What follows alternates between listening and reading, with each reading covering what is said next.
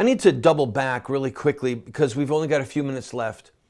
If you recognize the critical nature of the battle that's about to begin to keep Obama from appointing a justice to fill Scalia's spot on the Supreme Court, I want you to go to our website and I want you to write me if you will lead a press conference and a demonstration, a gathering in front of your U.S. Senator's office in your major city. Most U.S. Senators have between 6 and 8 field offices in their state.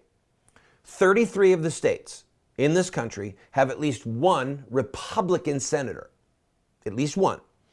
We need to let them know that under no terms should they vote for an Obama appointee. They must not even let it come to a vote. And we need to threaten their political lives. I repeat, threaten their political lives. Say to them, if you vote, if you even allow a vote, we will take you out in the next primary. And all I have to do is say one name for them, for you to understand how afraid they are. You ready? Jeb Bush. Let me give you one more name. Donald Trump. There is such rage in the base of the Republican Party right now that Jeb Bush can't even get out of single digits, and he was supposed to be the nominee. The rank and file of the Republican Party have said, we've had it with you. And that makes people like McConnell afraid. In fact, here's what McConnell said. Listen to this quote. The American people should have a voice in the selection of their next Supreme Court justice. Therefore, this vacancy should not be filled until we have a new president. Again, Civics 101, for those of you who don't know, the Supreme Court justices have a lifetime appointment. The president appoints them, but the Senate, by a majority vote, has to confirm them. So Obama could pick someone, and the Senate could say, we're not even going to take it up for a vote, so they don't get to be on the Supreme Court. Or the president could say, I want this person, and the Senate, that is controlled by the Republicans right now, could vote no. Or the Senate could have a filibuster and say, Ted Cruz has said, I'm going to lead a filibuster. We will not even let you vote on this.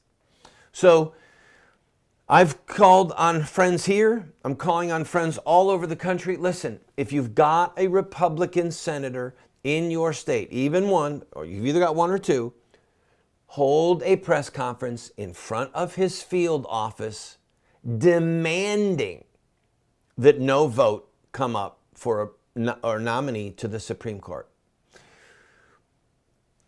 I'll read to you either in the next segment or in tomorrow's show some of the dissents from Scalia, but I have to stay on this point. You've got to hear me. If Obama appoints the next Supreme Court justice, and that justice is confirmed, we will have lost the reins of the federal government for at least a generation. I will probably die before the damage could be turned around. All right?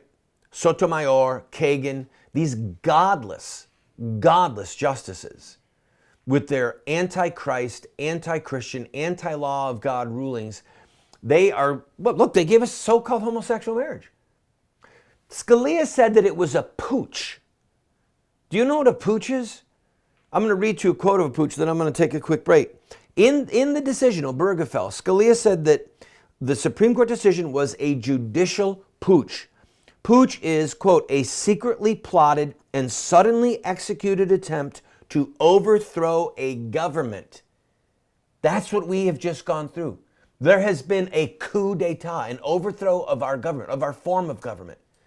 We must not allow Obama to pick the next Supreme Court judge, and we have to threaten the political lives of the Republican senators to say to them, you will not, under any circumstances, allow some godless pick by Obama to fill the seat held by this great man of God.